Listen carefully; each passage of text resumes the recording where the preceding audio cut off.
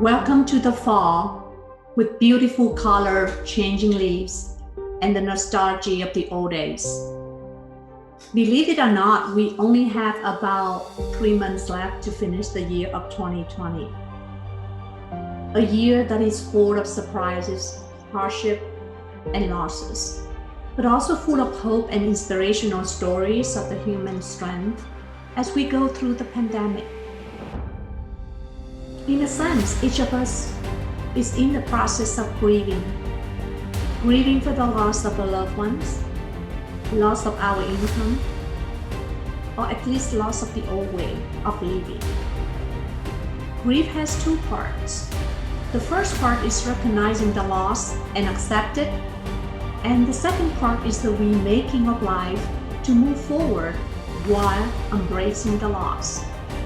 By embodying gratitude, respect, and accountability, we will gain enough strength to go through the grieving process and coming out of it with a newfound meaning to move forward. Grieving would never stop. Instead, we would just learn to live with it. Practicing engagement to connect with our own support system will help us to heal as well. Practice gratitude by looking deep into the loss to find the meaning of this loss and asking ourselves, what is the blessing in disguise for this experience? Practice respect and accountability to ourselves. We do not want to stay too long in the sadness caused by loss because it will drain all the energy in our body.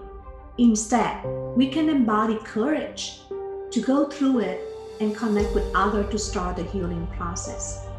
Although it's not easy, but with the knowledge and practice, we will find peace again through this grief.